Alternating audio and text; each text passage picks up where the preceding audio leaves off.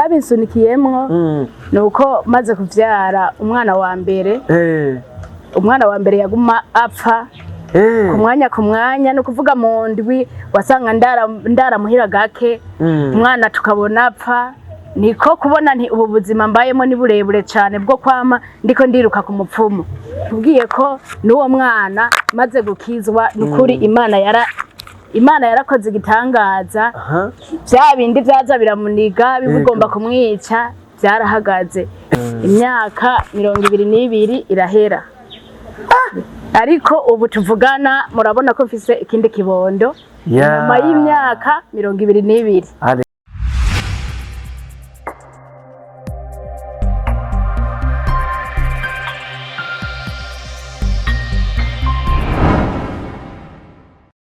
ari hano ariko arakora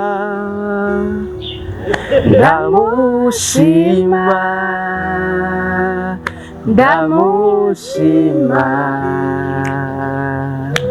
ari hano ariko arakora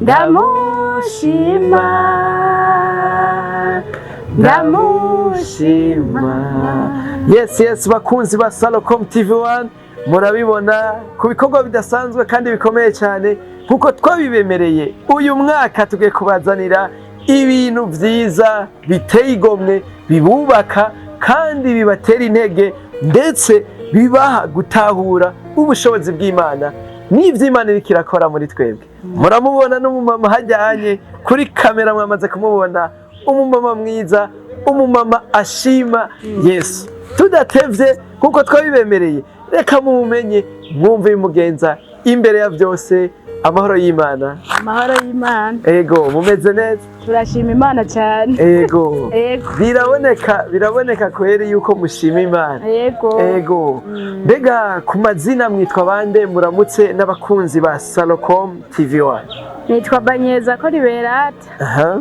Ego ndabaramukije mwese abakunzi mu izina rya Yesu Kristo. Ego bega uwo ugomba kumenya Liberate yomenya ninde abahe bega n'umukobwa canke ntabwo ndi umukobwa ndi umumama mfise abana babiri ego nkabamba ikarera ya mbere ahi Gitega ego ya mwamaze kuvyumva n'umumama ngaha anye tuje mu kiganiro hari byinshi Yesu yakoze ku bugingo bwiwe mbega Liberate sabwe mbega mwe mwatangwe kwinjira mu byo gusenga ryari mwavutse musenga canke oya ntitwavutse dusenga twarasenga muri Katolika hama tumaze kubaka turakizwa turakira Yesu nk'umwami n'umukiza yego mbega iyo bavuze ngo narakijijwe nuko umuntu aba afise ibintu yakize hari ntahe wodusangiza imbere gatoya intahe umuntu yobasangiza nuko iyo umuntu yihanye ava mu cyaha akava mu byaha bimwe yahora agenderamo kera akabivamwo ego none nyimba mudutomoreye nibihe bintu uvuga ati je ndashima Yesu ubwa mbere nari meze gutya nagendera mwibi nibi ariko maze kwihana ndahinduka ubuzima burahinduka ibintu vya mbere twagenderamwo nuko karakaboregwe kandi twavutse mu miryango bakunda kuja mu bapfumu cyane yego hawe baragiye mu bapfumu yo cyane buriya buzima bumeze gute burya buzima no kuvuga ububayemwo wizera umupfumu nuko hagize n'ingwariza muri wewe wumva utagiye ku mupfumu kumenga urapfuye cyangwa uba warapfuye ni kuvuga umupfumu aba yaramaze gukoroniza mu mutwe ukama ari we wizigiye umengo nta mana ihari iyo umaze gukizwa naho uca wizera Yesu nk'umwami n'umukiza ukamenya uti Yesu ashoboye byose nta kintu na kimwe kimunanira tubwire none ko hari abavyizera birakora biriya bintu abavyizera ngira novuga ntibirabakorera nk'uko baba bavyizera kuko umupfumu hajya niwe murozi umupfumu akubwiye ati jewe ndakuvuye ibi nuko no kubigusubizamo abigusubizamo kugira usubireyo umushire amafaranga nayo ubundi bwo nta bubasha bafise. Umuntu yizeye Kristo akizera Kristo, twarabonye ko muri Kristo hari inkomezi zikomeye zishobora gusenyura imisozi imwe yari yarananiranye n'abapfumu byarabananiye, ugasanga wizeye Imana iyo misozi yarasenyutse. Ku bwawe n'umuryango wawe ni ikihe kintu cyatumye uvuga ati ku vy'ukuri buno buzima bwo kuja ku mupfumu harageze yuko ndabuvamo? Ni ikihe kintu cabigusunikiyemwo cabitumye? Ikintu cabisunikiyemwo nuko maze kuvyara umwana wa mbere, umwana wa mbere yaguma apfa ku mwanya no kuvuga mu ndwi wasanga ndara muhira gake umwana tukabona apfa. Niko kubona nti ubu buzima mbayemo ni burebure cyane bwo kwama ndiko ndiruka ku mupfumu, mpava ndavuga ati ubu ndahevye vyose, reka nkizwe. Imana yamumpaye izongirira neza, azobaho. Apfuye naho ndoheba nta kundi. Ndavuga ati reka niyegurire Imana, ndakizwa. Maze gukizwa uwo mwana ubu mubonye n'igitangaza. Ariko dutomboreye neza, none yapfa kubera ivyo birozi vyava kuki canke yaramagara make yiwe nyene? Oya, byari ibintu by'abadayimoni by'amangetengete nyene. Amerewe nawe wacu usimbira ku mupfumu? Yego, naca ngenda naho haba mwijoro twaca tuvyuka tukagenda. Yego, tukabona umwana arahembutse agasubira kuba muzima, mugabo bwari bwo buzima. Mugabo maze gukizwa nka Yesu nk'umwami no mukiza, nkatwara umwana bakamusengera bakamubohoza. Uwo mwana ndakweretse ubuzima bw'umubonye, noneho naburamoze ni gasongo nkuko kibaho. Yego. Ku bikorwa bidasanzwe kandi bikomeye cyane, murabona yuko ivyo Yesu agenda akora ahingura. Umumama mwiza ahora mu bapfumu aravuyeyo, ubu ari muri Yesu, n'umukozi w'Imana. Mbega urugendo rwo gukorera Imana naho rutararangira mwarubonye gute, mwarusanze gute? Twarusanze ari urugendo rwiza cyane. Yego, nubwo ibibazo ntimuntu ari mu isi ntibisigura ko biba biheze. Naho wokizwa ntuvuga ngo ibibazo biciye birangira, ibibazo biraza. Ariko ukamenya uti jewe ndafise ya Mana yo mwijuru, ugahagarara kandi bya bibazo ugasanga wabirenganye. Yego, nakubwiye ko n'uwo mwana maze gukizwa n'ukuri Imana yarakoze igitangaza. Bya bindi byaza biramuniga bigomba kumwica byarahagaze. Bihagaze arakura, ubu n'umusore w'imyaka 22. Niwe Jimmy? Niwe yitwa Iradukunda Jimmy.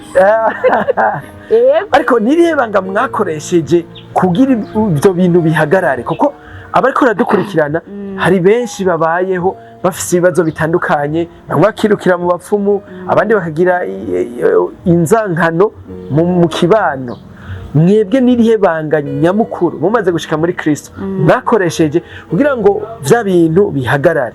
Ibanga nyamukuru no gupfukama, ni kuja ku mavi ugatabaza Yesu, ukinginga Imana, ugafata ibifungo kisonzesha, ukaja imbere y'Imana ririmwe ari kabiri ari gatatu, bishoboye n'indwi ari ubishoboye. Kuko jewe indwi ntayo ndakora, ntayo shoboye. Mugari ubishoboye, kigwanisho nyamukuru ni ku mavi. Yego, ni ku mavi by'ukuri, niwo mwana kuba ariho ni ku mavi. Yego. Baratubwiye ati kesha isonzeshe, mwirinde kuguma mujya misi yose mubone ubushobozi bw'Imana bukora muri mwebwe. Yego. Mama Jimmy, mumaze kuza muri Yesu hari indi ntahe ikomeye mudufitiye, kandi niyo uno munsi mwavuga ati nanje ndagomba kuyibwira abandi bumve ivyo Yesu akora. Mbega bimeze gute? Nigitangaza. Imana irakomeye. Yego. Ni kuvuga ku bwayo mangetengete. Maze kuvyara umwana wa mbere ntivyakunze ko nsubira gukurikiza. Turabaho turubaka n'umushinga ntahe, imyaka 22 irahera. Ariko ubu tuvugana murabona ko mfise ikindi kibondo nyuma y'imyaka 22. Haleluya. Rero Yesu yakoze ibikomeye cyane, ibikomeye mu muryango. Yego. Yaradutangaje kuko nari naramaze kwihebura nubwo nari mfise amasezerano. Yego. Kuko nababwiye ko ku mavi ariho byose biva, nari mfise amasezerano ambwira ko nzosubira kuvyara uwundi mwana. Imana yari yambwiye ko nzosubira kuvyara, irabimbwira kenshi, nari naranditse mwikaye ndabika. Imana irambwira ati wewe uzovyara. Imana irambwira ati genda ugura impuzu z'umwana ushiraho, wewe ngiye kuguha umwana. Rero ndavye n'imyaka yari haciye 22, murumva ko ari myinshi cyane. Uwo mengo nari nataye ivyizigiro. Ku mwanya ivyizigiro byarahagarara, undi mwanya nkumva mengo babavugishwa babimbwira ukamengo barampenze, ariko nagiye ndavyisangamwo Yesu yabikoze. Yego, maze kumenya ko mfise inda, yego, ikintu cya mbere cyabaye nagize ubwoba burenze. Natinye Imana ukundi, kuko numva umengo ntibigikunda muri jewe ko ivyo bintu bizobaho. Rero niko maze kumenya nti ndafise inda, kuko naramaze amezi 2 ntaramenya ko mfise inda. Nabanje kugwara, ndaja mu bihe by'abakenyezi murabizi, yego, nkabimaramwo indwi ya kabiri kajako, bikaza bidasobanutse, bikaza hari igihe vyaza, bikaza ari bibuyebuye, mengo ni bikekera by'inyama. Ndabibwiye nk'undi muntu w'umugenzi nk'umumama, akambarira ati burya wewe ko kwije imyaka 40 ishobora kuba ugomba guca. Nanje nkaca ndavyakira ati ivyo nivyo, ko ntagumye mvyara, nkaguma nja mu bihe nk'uko inkumi zijayo, nabona ko ari byo. Rero niko haciye ayo mezi 2 naciye ngenda kwa muganga, kuko mu kwezi kugira kabiri naho nyene vyaraje biza uko nyene. Mbona ndabimaramwo indwi irenga, 2 ndavuga atakweri vya bindi bambarira nivyo ngomba guca. Ndagenda kwa muganga kuri farumasi, ndasaba ka kantu bapimisha, yego, baranyereka ingene nzogakoresha, ndagatora ndakajana, ndagakoresha ubwo nyene. Maze ugakoresha, bari banyimbwiye ati wewe bizahugenda uku, ufise inda bizahugenda uku, atayi ufise bizahugenda uku. Mu minota 3 inyinshi za kuba wazibonye. Maze ushika muhira ndagakoresha uko babimbariye, mu minota 2 ngera n'umunota 1 ari namaze kubona ko mfise inda. Mugabo sinavyakiriye, nagumye mbona umengo sivyo, ndasura ndagafundikira. Mugago heba aho nyene umutima waciye uvuduka, aho nyene umutima ucurasimba. Ndasubirayo, subiyeyo ndababwira kuri farumasi tiburya tikakantu mwamani nahejeje, tuvuga nakabitse ngaka ndakabazaniye mu ndabire ati jewe kuko nibaza ko nihenze ivyo mbona byanyobeye, cyanigira nyene inzimizi nkaho mengo nta nivyo nabonye. Batabambwira ati burya wewe urafise inda. Ndababwira nti ivyo ntibishoboka, ntibishoboka ko nshobora kuba afise inda jewe. Ivyo sivyo, ubwo bwuma ngira ntibukora. Caguma numva umutima ugumuhagaze ugumusimba.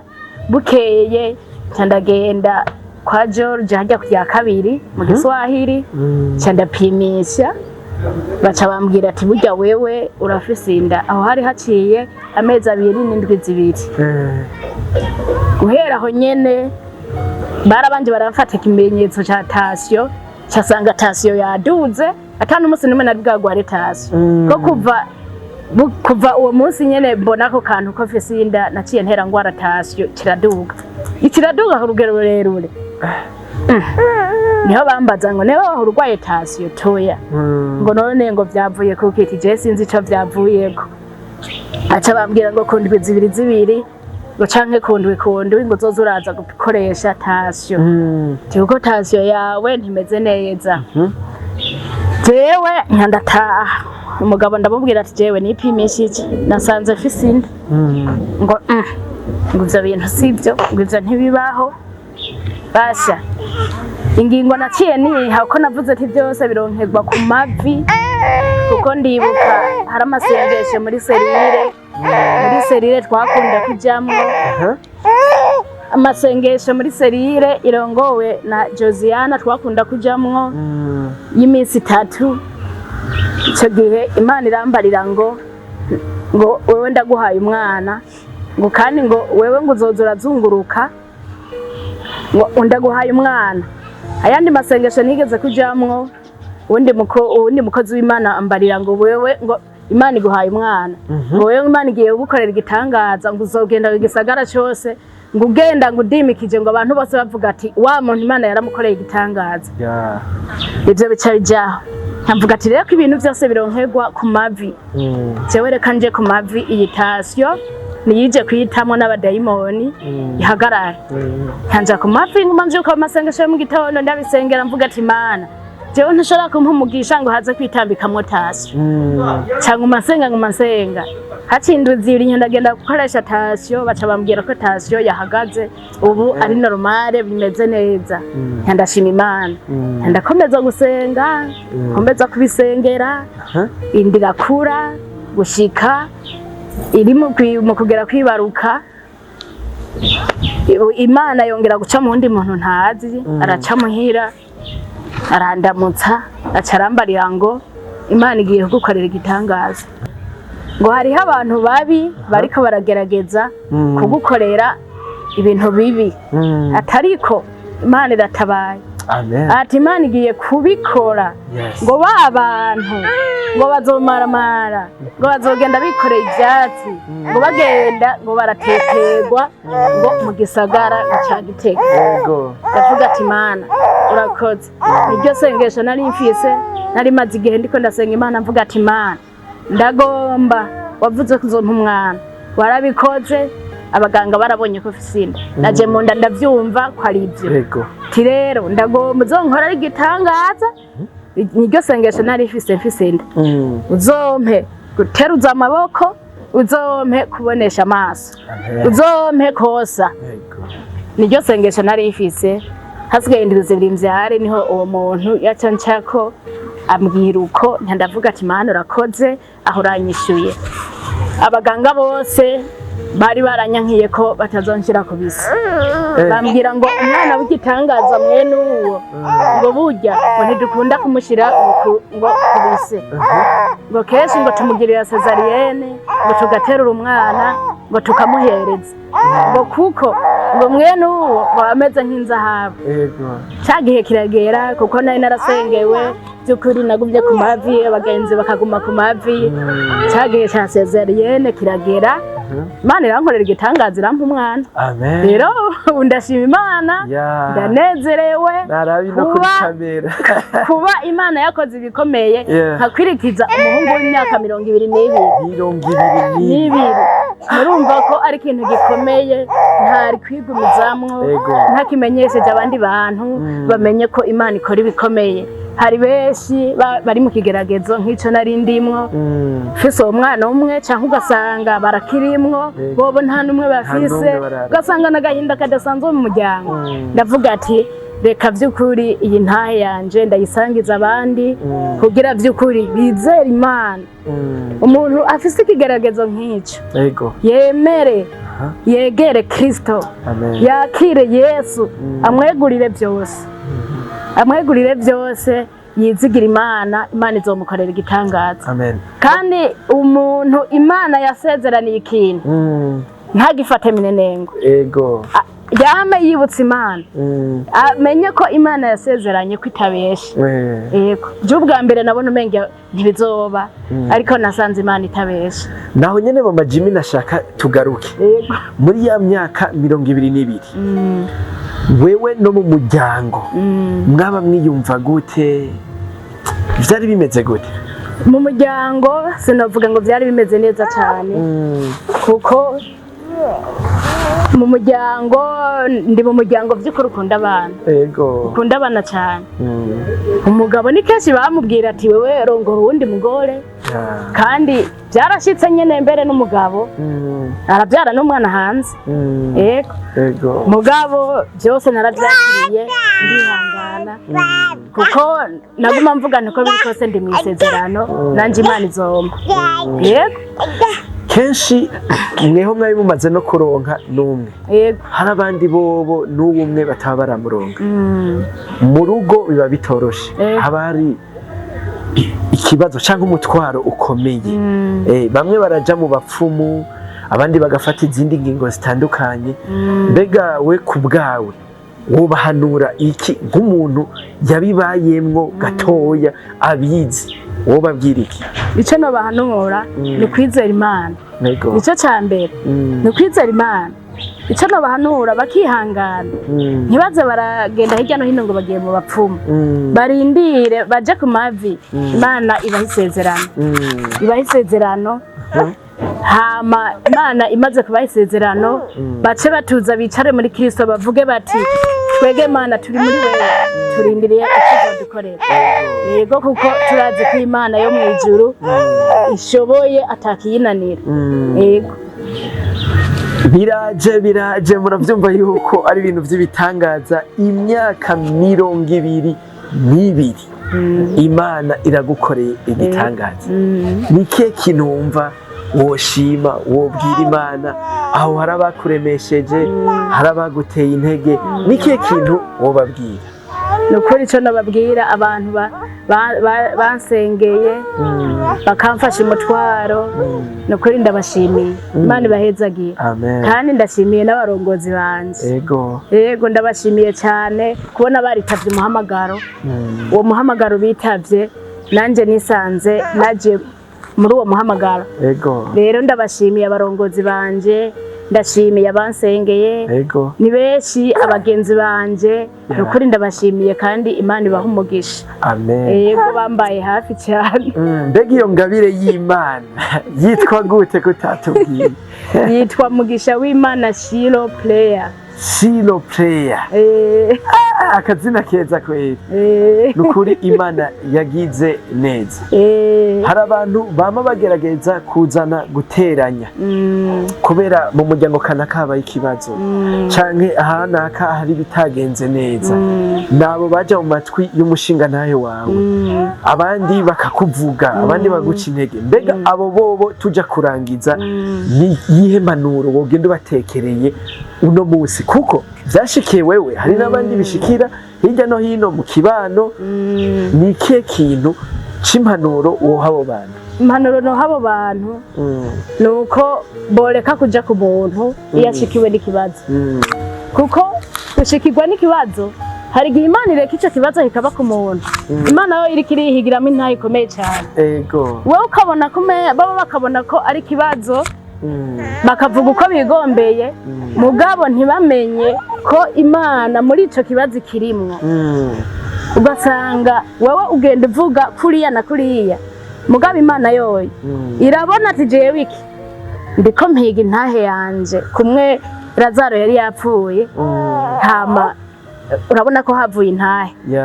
Ugasanga Imana yabiretse uko nyene, kandi Imana yari bishoboye yuko ico kintu kitoba kuri uwo muntu. Mugabo ugasanga abantu baciye baja kuvyitambikamwo batazi uko Imana yo iba yagiteguye. Rero impanuro nobaha nuko boreka kuza baraciriranira imanza, baza baravugana nabi, kuko batazi intumbero yatumye ico kintu kiba kuri uwo muntu. Yes, bakunzi ba Salocom TV1, murabona turi kumwe na Shilo Player na mama Shilo Player, mama Jimmy. Imana yakoreye ibitangaza, nawe yo bigukorera. Ubonye uri mu kibazo ntumuvuge, ntumwandagaze, musengere, mube hafi, mutere intege. Nivyo mama Jimmy ariko aratuganira, nukuri ni ibintu bidasanzwe. Nawe witege ko Yesu azokora ibikomeye umwaka wa 2025 nkuko twabibemereye. Turi ku bikorwa bidasanzwe kandi bikomeye cyane. Muri kumwe na Gile. Rero tumushimire mama Jimmy ko naduhaye umwanya. Mwakoze cyane mama. Yego namwe murakoze duha kano kanya. Nejo Yesu agakora ibindi. Karibu. Sawa, Yesu abahezagiye. Muhezagiye.